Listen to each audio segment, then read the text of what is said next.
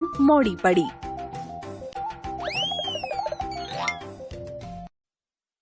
કેમ છો બાળ દોસ્તો? મજામાં છો ને? તમને એ તો ખબર જ છે કે ટ્રેનની મુસાફરી સરળ, સસ્તી અને સગવડતાવાળી હોય છે, જે આપણે આગળ જોયું. જ્યારે આપણે મુસાફરી કરીએ છીએ ત્યારે ક્યારેક એવું પણ બને છે કે આપણે નિર્ધારિત સમયે તે સ્થળે પહોંચી શકતા નથી. આવું રિયાની સાથે પણ બન્યું. ચાલો હું તમને રિયાની વાત કહું. રિયાની આંખ ખુલી અને તેણે જોયું તો તેની ટ્રેન કોઈ પ્લેટફોર્મ પર ઊભી હતી. રિયાએ બેઠા થઈને બારીમાંથી બહાર જોયું તો સામેની દિવાલ પરની ઘડિયાળમાં સવારના 5 વાગ્યા હતા. તેની જ બાજુમાં એક થાંભલા પર ગોળ પાટિયામાં મોટા અક્ષરોથી વડોદરા જંકશન એવું લખેલું હતું. તેનો ભાઈ હજુ સૂતો હતો. ત્યાં માઇકમાં સૂચના આપવામાં આવી રહી હતી કે વડોદરાથી સુરત, વલસાડ, વાપી, મુંબઈ તરફ જવાવાળી અને આવવાવાળી તમામ ટ્રેનો 2 કલાક મોડી ચાલશે. આ સાંભળીને રિયાનો ભાઈ જાગી ગયો. રિયાના પપ્પાએ તેમને કહ્યું, તમે બ્રશ કરી લો, ત્યાં સુધીમાં હું આપણા બધા માટે ચા લઈને આવું છું. રિયા અને તેની મમ્મીએ સવારની પ્રાતઃક્રિયાઓ પતાવી. એટલી જ વારમાં તેના પપ્પા ચા લઈને આવી ગયા. તેની મમ્મીએ ઘરેથી નાસ્તા માટે સાથે લીધેલા થેપલા, ખાખરા અને બિસ્કિટ કાઢ્યા. તેમણે ચા નાસ્તો કર્યો ત્યાં સુધી તો અજવાળું થઈ ગયું હતું. ટ્રેનને ઉપડવાની હજુ ઘણી વાર હતી. રિયાના પપ્પાએ તેને અને તેના ભાઈને કહ્યું, ચાલો નીચે, હું તમને રેલવે સ્ટેશનની સુવિધાઓ બતાવું. રિયા અને તેનો ભાઈ પપ્પા સાથે ટ્રેનમાંથી નીચે ઉતર્યા. રિયાના પપ્પાએ તેમને ટિકિટ બારી, ટિકિટ ચેકરની રૂમ, પ્રતીક્ષા ખંડ, પાર્સલ રૂમ, ટોયલેટ બાથરૂમ, પીવાના પાણીની સુવિધા, ચા નાસ્તાની કેન્ટીન જેવી વિવિધ સુવિધાઓના સ્થળો બતાવ્યા. રિયા અને હિમાક્ષે આ બધું ધ્યાનથી જોયું. રેલવે સ્ટેશન પર એક પ્લેટફોર્મ પરથી બીજા પ્લેટફોર્મ પર જવા માટેના સીડીવાળા પુલ ઉપરથી તેમણે જોયું તો સ્ટેશન ઉપર ઘણી બધી ટ્રેન ઊભી હતી. તેમણે જોયું કે રેલવેના કર્મચારીઓ પોતાના કામ પર લાગી ગયા હતા. તેઓ પાઇપ વડે ટ્રેનના ડબ્બાઓમાં પાણી ભરતા હતા અને ટ્રેનની સફાઈનું કામ કરી રહ્યા હતા. રેલવેના કેટલાક સફાઈ કામદારો ટ્રેનના પાટાની આજુબાજુની સફાઈ કરી રહ્યા હતા. આમ સ્ટેશન પર બધું જોવામાં ને ફરવામાં સમય ક્યાં પસાર થઈ ગયો તેની તેમને ખબર જ ન પડી. રિયા અને હિમાક્ષને રેલવેની સુવિધાઓ વિશે જોવા અને જાણવાની બહુ મજા આવી. રિયાએ આ વિવિધ પ્રકારની સુવિધાઓના ફોટા અને વિડિયો તેના પપ્પાના મોબાઈલમાં લીધા. મિત્રો, આપણે જોયું કે રિયાની ટ્રેન વડોદરા સ્ટેશન પર પહોંચીને ઘણીવાર ઊભી રહી અને ત્યાંથી 2 કલાક મોડી ઉપડી તો રિયાની ટ્રેન વડોદરા સ્ટેશનેથી 2 કલાક મોડી કેમ ઉપડી હશે? વિચારો તો. આનો જવાબ કોણ કહેશે? ટીચર, હું કહું? હા આર્યન, તું કહે. આગળના જંકશન પર કામ ચાલતું હોય અથવા રેલવેના પાટા પર કોઈ અકસ્માત થયો હોય, વહેલી સવારથી જ રાબેતા મુજબની ટ્રેનો 2 કલાક મોડી ચાલતી હોય અને ટ્રેનને આગળ વધવા સિગ્નલ મળ્યું ન હોય, તેવા કોઈ કારણોસર રિયાની ટ્રેન વડોદરા સ્ટેશનેથી 2 કલાક મોડી ઉપડી હશે. સરસ આર્યન. હવે કોણ કહેશે કે રિયાએ સ્ટેશન પર કયા કયા સ્થળોની મુલાકાત લીધી? ટીચર, હું કહું આનો જવાબ? હા આકૃતિ, તું કહે.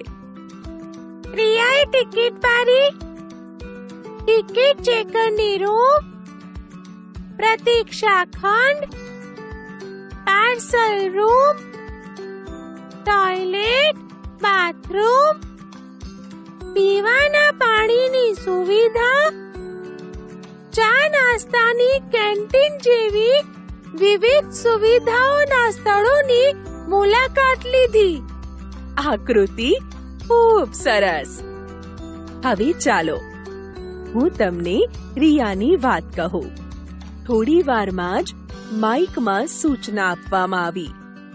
તેમની ટ્રેન 2 મિનિટમાં વડોદરા સ્ટેશનથી ઉપડશે.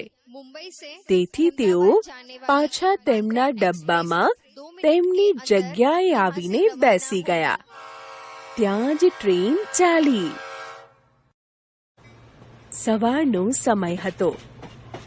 વહેલી સવારમાં બહારનું વાતાવરણ ખૂબ જ રમણીય લાગતું હતું. રિયાની ટ્રેન આગળ વધવા લાગી. તેમની ટ્રેન સડક માર્ગના બંધ ફાટક પાસેથી પસાર થઈ રહી હતી. ત્યાં લોકો ફાટકની બંને બાજુ ટ્રેન પસાર થવાની રાહ જોઈ રહ્યા હતા. રસ્તા પર બસ, કાર, રિક્ષા, સાયકલ, સ્કૂટર તેમજ માલ સામાન ભરેલી ટ્રકો જેવા વાહનો પણ ઊભા રહ્યા હતા. તેમાંથી કેટલાક લોકો પોતાના વાહન બંધ કર્યા વગર ઊભા હતા. આથી ત્યાંનું વાતાવરણ ઘોંઘાટ અને ધુમાડાવાળું હતું. તેમાંથી કેટલાક લોકો તો ફાટકના સળિયા નીચેથી પસાર થઈને પાટાની નજીક આવીને ઊભેલા હતા. પાટાની નજીક ઊભા રહેવું ખરેખર ખૂબ જોખમી છે. આવી ઉતાવળના કારણે જ લોકો અકસ્માતનો ભોગ બનતા હોય છે. આવું જાણતા હોવા છતાં લોકો આવી ભૂલો કરે છે. તે જ સમયે રિયાની ટ્રેનની બાજુમાંથી બીજી એક ટ્રેન પસાર થઈ. રિયા અને હિમાક્ષે તે ટ્રેનના ડબ્બા ગણવાનો પ્રયત્ન કર્યો, પરંતુ બંને ટ્રેન ખૂબ ઝડપથી ચાલતી હોવાથી રિયા અને હિમાક્ષ તે ટ્રેનના ડબ્બા ગણી શક્યા નહીં.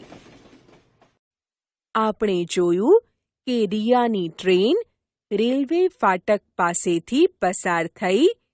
તેમ તમે ક્યારે રેલવે ફાટક પાસેથી પસાર થયા છો? જો હા, તો ફાટક બંધ હતું ત્યારે અને ફાટક ખુલ્યું ત્યારે ત્યાંની હલચલ કેવી હતી? કોણ કહેશે? હું કહું ટીચર? હા આર્યન, તું કહે. ટીચર, હું મારા ઘરેથી શાળાએ આવવા નીકળું છું ત્યારે રસ્તામાં રેલવે ફાટક આવે છે. ત્યાં ઘણીવાર ટ્રેન નીકળવાની હોવાથી ફાટક બંધ હોય છે. ત્યારે કેટલાક લોકો પોતાના વાહનોને બંધ કરીને તો કેટલાક વાહન બંધ કર્યા વગર ઊભા હોય છે. ફાટક ખુલતાની સાથે જ સ્કૂટર, કાર, રિક્ષા વગેરે વાહનોના હોર્નનો અવાજ ચાલુ થઈ જાય છે અને ટ્રાફિક જામ થઈ જાય છે. આર્યન, બરાબર. તો હવે કોણ કહેશે કે રિયાએ ફાટક પાસે શું શું જોયું? આકૃતિ, તું કે.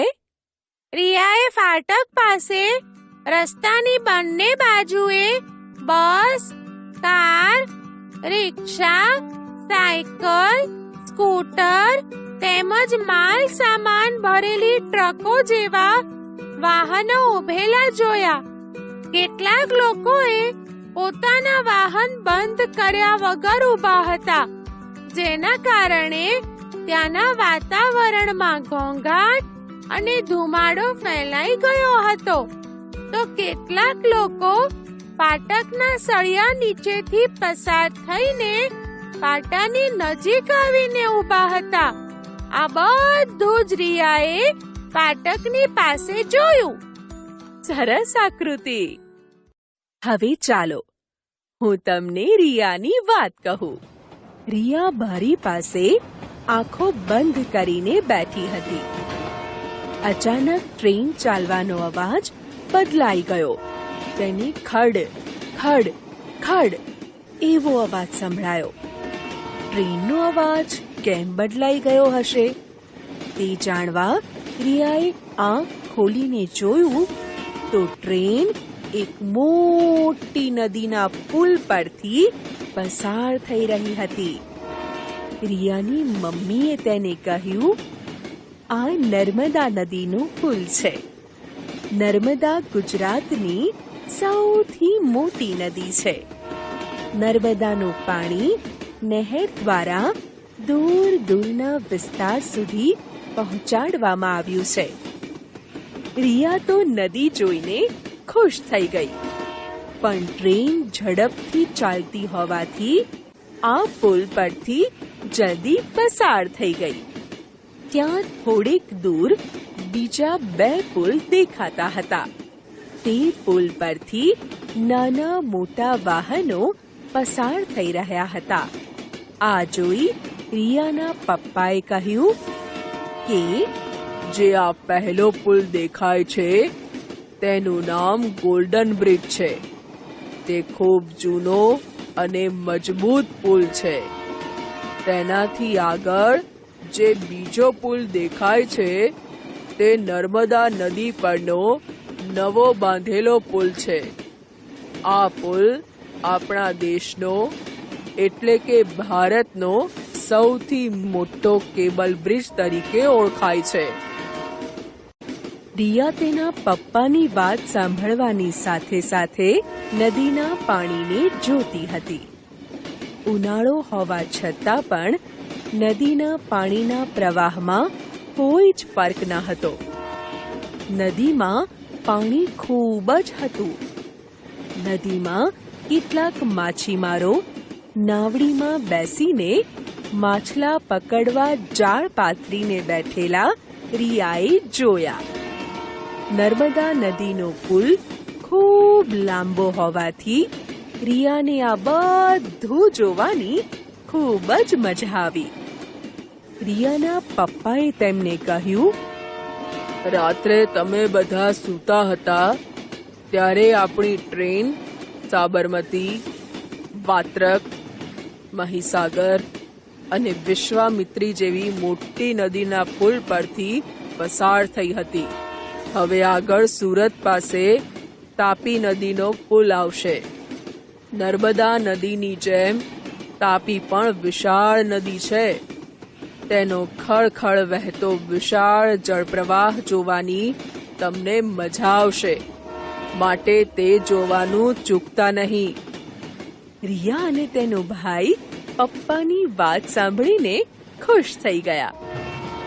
રિયાની ટ્રેનમાંથી બહારના દ્રશ્યો જોવાની ખૂબ મજા આવી.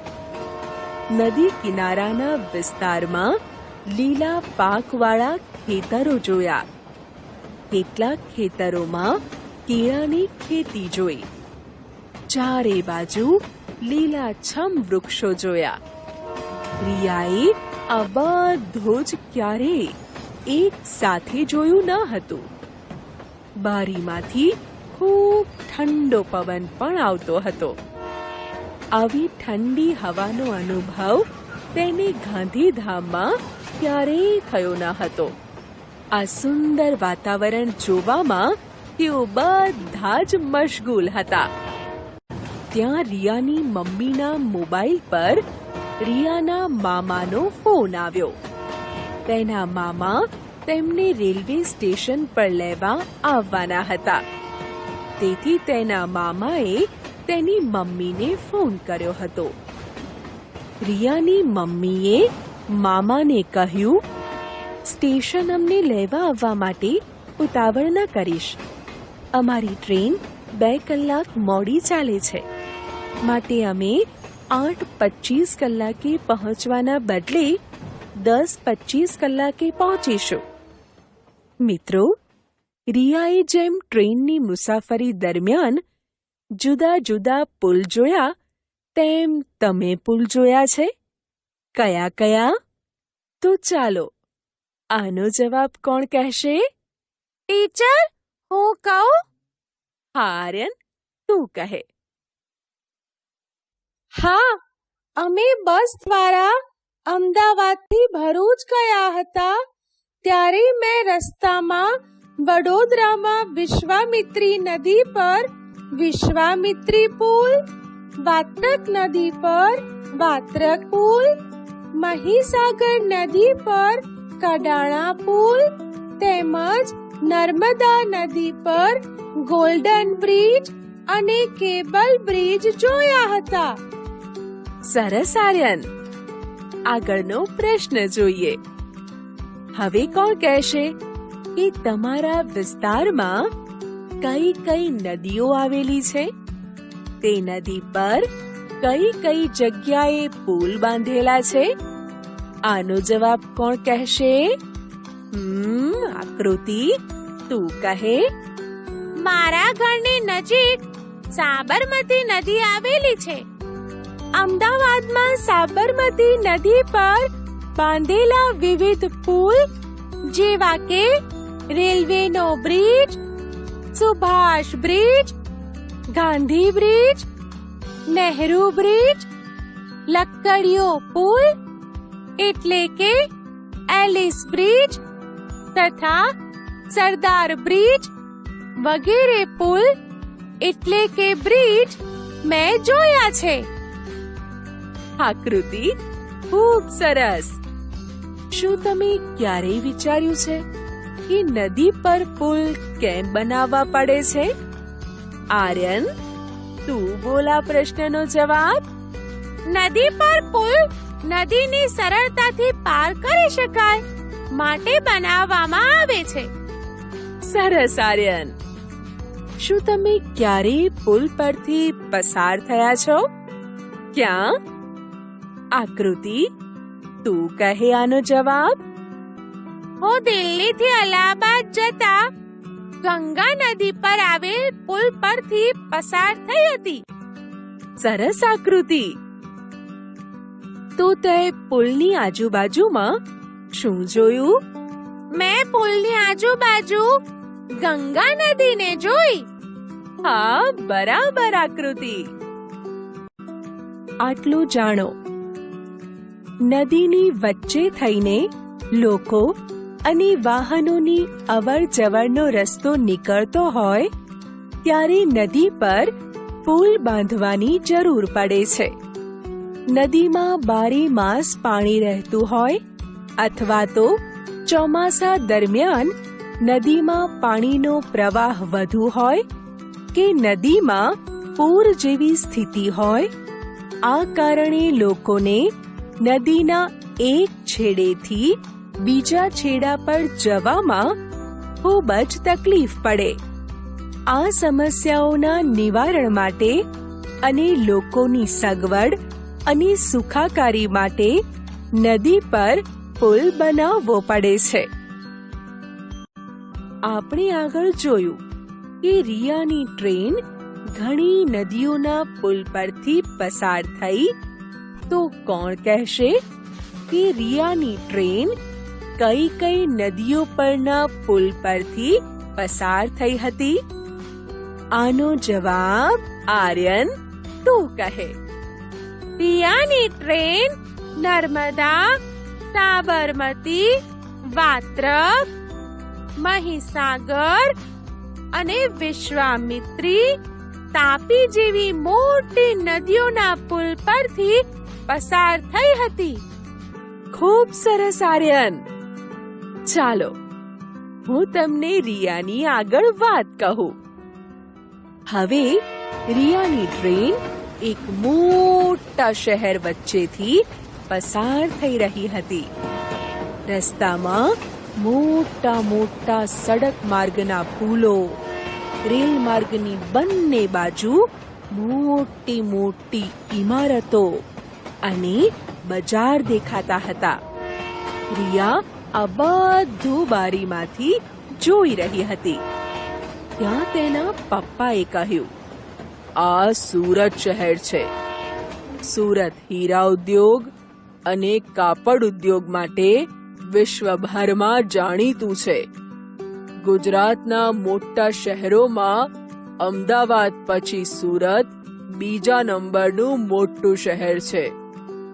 વાતો વાતોમાં સુરતનું રેલવે સ્ટેશન આવી ગયું અને ટ્રેન ઊભી રહી. ત્યાંના પ્લેટફોર્મ પર મુસાફરોની અવરજવર વધારે હતી. અહીં સુરતમાં ક્યાંક ક્યાંક અલગ અલગ પોશાક પહેરેલા લોકો પણ તેમણે જોયા.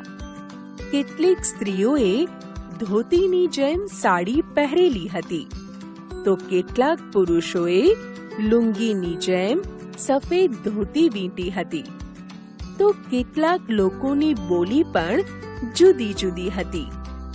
આમ અહીંના રેલવે સ્ટેશન પર તેઓને વિવિધ પહેરવેશ અને અલગ અલગ બોલી બોલતા લોકો જોવા મળ્યા.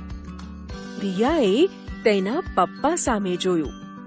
ત્યાં જ તેના પપ્પાએ કહ્યું, રિયા, અહીં દેશના વિવિધ રાજ્યોના લોકો નોકરી ધંધા માટે સ્થાયી થયેલા છે. આથી જ અહીંયા વિવિધ પ્રકારના પહેરવેશવાળા અને વિવિધ બોલી બોલતા લોકો જોવા મળે છે. રિયાના પપ્પા ટ્રેન ઊભી રહેતા સુરતની પ્રખ્યાત મીઠાઈ લેવા નીચે ઉતર્યા. ટ્રેન ફક્ત 5 મિનિટ ઊભી રહી.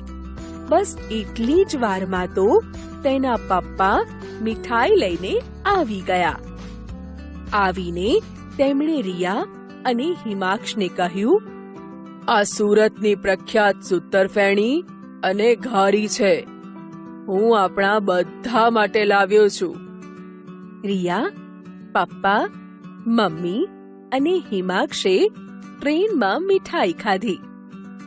મીઠાઈ ખાઈ લીધા પછી રિયાના પપ્પાએ તેમને કહ્યું, હવે નવસારી અને વલસાડ પછી સીધું વાપી જાવશે. વાપી પહોંચતા હવે આપણને બસ 1 કલાક જેવો જ સમય લાગશે. આ સાંભળીને રિયા અને હિમાક્ષ બહુ ખુશ થયા. રિયાની મમ્મીએ મામાને ફોન કરવા મોબાઈલ હાથમાં લીધો. મામાને ફોન કરીને કહ્યું કે અમારી ટ્રેન 1 કલાકમાં વાપી પહોંચશે. અમારી ટ્રેન વલસાડથી ઉપડી. ત્યારબાદ તેઓ તેમનો બધો સામાન વ્યવસ્થિત કરવા લાગ્યા. રિયા અને હિમાક્ષને તો મામાના ઘરે પહોંચવાનો આનંદ હતો. રિયાની ટ્રેન વાપી પહોંચવા જ આવી હતી, જ્યાં તેમને ઉતરવાનું હતું. ત્યાં રિયાના મામાનો ફોન આવી ગયો કે તેઓ તેમને લેવા સ્ટેશને પહોંચી ગયા છે. રિયાની આ મુસાફરી ઘણી લાંબી હતી, છતાં પણ રિયા અને હિમાક્ષે ખૂબ મજા કરી. તેમની આ મુસાફરીમાં ઘણા નવા નવા સ્થળો પણ જોયા. રિયાએ તેની ડાયરીમાં લખવાનું બંધ કર્યું. હવે બાકીનું તે મામાના ઘરે જઈને લખશે. તેઓ વાપી પહોંચ્યા ત્યારે સવારના 10:25નો સમય થયો હતો. મિત્રો, આપણે જોયું કે રિયાએ તેની ટ્રેનની મુસાફરી દરમિયાન ઘણા શહેરો જોયા. તેમ તમે પણ કેટલાક શહેરો જોયા જ હશે ને? કોણ કહેશે કે તમે કયા કયા શહેરો જોયા છે? ત્યાં તમે શું શું જોયું છે? આર્યન, આનો જવાબ તું કહે. મેં ઘણા શહેરો જોયા છે, જેવા કે રાજકોટ, જૂનાગઢ, કચ્છ. રાજકોટમાં કબા ગાંધીનો ડેલો, Saurashtra cricket association stadium, Khirasara palace, Watson સંગ્રહાલય, જ્યુબિલી બાગ જેવા સ્થળો જોયા છે. જૂનાગઢમાં ગિરનાર પર્વત, દામોદર કુંડ, અશોકનો શિલાલેખ, સક્કરબાગ પ્રાણી સંગ્રહાલય, ઉપરકોટ જેવા સ્થળો જોયા છે. કચ્છમાં મેં કચ્છનું રણ, કચ્છ મ્યુઝિયમ, માંડવી બીચ, વિજય વિલાસ પેલેસ, નારાયણ સરોવર, ધોળાવીરા, માતાનો મઢ, જેસલ તોરલની સમાધિ વગેરે જગ્યાઓ જોઈ છે. ખૂબ સરસ આર્યન. તમે ઘણી જગ્યાએ જુદા જુદા પ્રકારના પોશાક પહેરતા લોકો જોયા હશે. તો તમે કેવા કેવા પ્રકારના પોશાક પહેરતા લોકો જોયા છે? આ પ્રશ્નનો જવાબ કોણ આપશે? ટીચર, હું કહું આનો જવાબ? હા કૃતિ, તું કહે. મેં ગુજરાતી, રાજસ્થાની, મરાઠી, પંજાબી વગેરે પોશાક પહેરતા લોકો જોયા છે. સરસ આકૃતિ. મિત્રો, જેમ પોશાકમાં વિવિધતા જોવા મળે છે, તેમ બોલીમાં પણ વિવિધતા હોય છે. તો તમે ગુજરાતી બોલી સિવાય કઈ કઈ બોલી બોલતા લોકોને સાંભળ્યા છે? આર્યન, તું આનો જવાબ આપ. મેં ગુજરાતી સિવાય હિન્દી, અંગ્રેજી, રાજસ્થાની, પંજાબી, મરાઠી બોલતા લોકોને સાંભળ્યા છે. સરસ આર્યન. હવે કોણ કહેશે કે રિયાની ટ્રેન કયા કયા રેલવે સ્ટેશન પરથી પસાર થઈ હતી? આકૃતિ, તું કહે. રિયાની train Bhuj, Gandhidham, Samakhiyali, Ahmedabad, Nadiad, Vadodara, Surat, Navsari, Valsad railway station પરથી પસાર થઈ હતી. સરસ આકૃતિ. જુઓ, રિયા જે ટ્રેનમાં બેઠી હતી તેનું આ સમયપત્રક છે.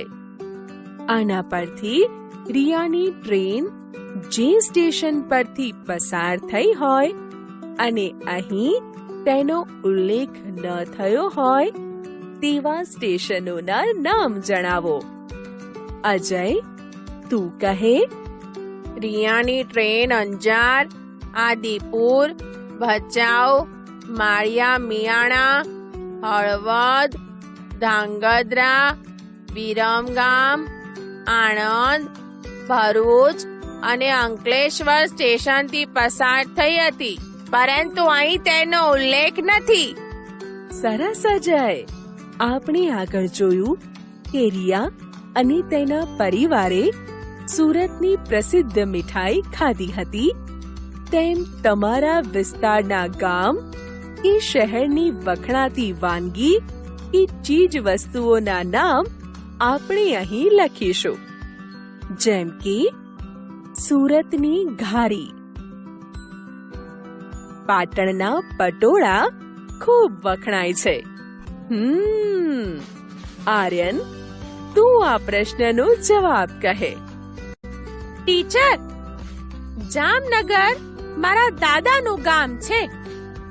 જામનગરની સૂકી કચોરી અને ઘૂઘરા વખણાતી વાનગીઓ છે. સાથે સાથે ત્યાંની બાંધણી પણ બહુ પ્રખ્યાત છે. લોકો ખાસ આ વસ્તુઓ ત્યાંથી મંગાવે છે. કચ્છ મારા મામાનું ગામ છે. કચ્છની દાબેલી અને ખાજલી પ્રખ્યાત વાનગીઓ છે. તેમજ ત્યાંનું ભરત ગૂંથણ દેશ વિદેશમાં પ્રખ્યાત છે. હું અમદાવાદમાં જ રહું છું, તો અમદાવાદની વખણાતી વાનગીઓમાં અહીંના ખમણ, ઢોકળા મેં બહુ ખાધા છે. દાદાના સમયથી જ અમદાવાદનું સુતરાઉ કાપડ જાણીતું છે. ખૂબ સરસ આર્યન. રિયાએ ટ્રેનમાં મુસાફરી કરી. તેમાં ઘણી સુવિધાઓ હતી. તો આ ટ્રેનના ડબ્બામાં પાણી અને વીજળી કેવી રીતે આવતી હશે? કોણ કહેશે?